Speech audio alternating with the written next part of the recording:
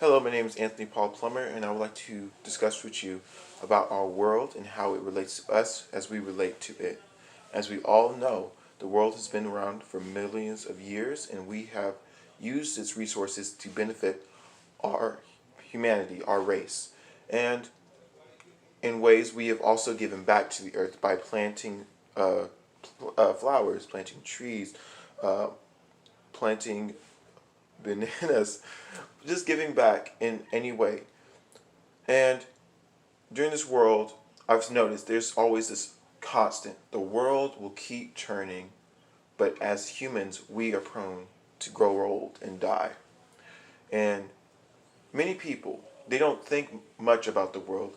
In 2016, 2017, people became more involved with global warming and and just the atmosphere in general because of studies, because of what they were seeing. People before 2015, no one was very conscientious. It's hard to say that word of how bad the world is, how much we have crime. Yes, we have war. Yes, we have murders. Yes, but no one thought about global warming and how it affects us. Now, in sorry, let me look at my notes.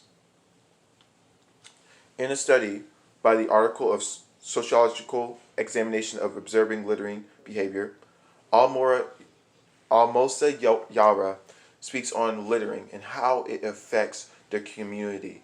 She's they go through a whole huge study showing us hypothesis after hypothesis, thesis after thesis, conclusion after conclusion.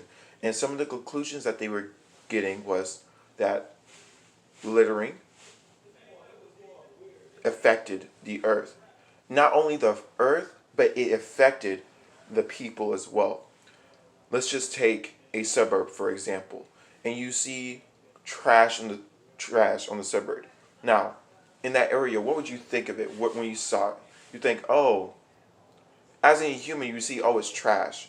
Maybe some humans would not think it's trashy, but it gives off the look of there's trash. This doesn't look like a nice neighborhood. And in Yara's thesis and her article, that's exactly what she proves. She proves how littering not only makes the surrounding area, an antisocial area, but it also makes it look more dirtier, an unclean environment. And it doesn't look safe for anyone to live. And that's how we affect our planet. With Yara's example in her studies, it opened my eyes to see that we, as the world gives us so much, so many beautiful things, but as people, we affect our planet so much in a way that can be positive, such as planting plants and growing flowers, but can also be very negative by littering, by throwing cigarette butts, like the fires in California, the fires in Australia. Some fires contribute to cigarettes that weren't properly disposed of, and turned into great fire, great wildfires that's hard to stop. The way we affect our planet is ultimately going to be its demise. Um, Even now, Al Gore has been a person who's been very vocal about global warming, and we all know who Al Gore is. And a lot of people didn't believe him. A lot of people didn't trust him. Everybody thought it was just wishy-washy facts. But once people once people saw what was happening around them, it's like, oh, the weather's getting really cold all of a sudden, or the weather's getting very hot all of a sudden. They were noticing their climate around their world was changing. So then it became not about them, not about their world, but about our world and about our planet that we live on. I leave this today saying as human beings, we grow old and we die, and we leave our life to the next generation. But what will happen when the world dies and there's nothing for our generation to go back to? We can die and have offsprings, but the earth can't.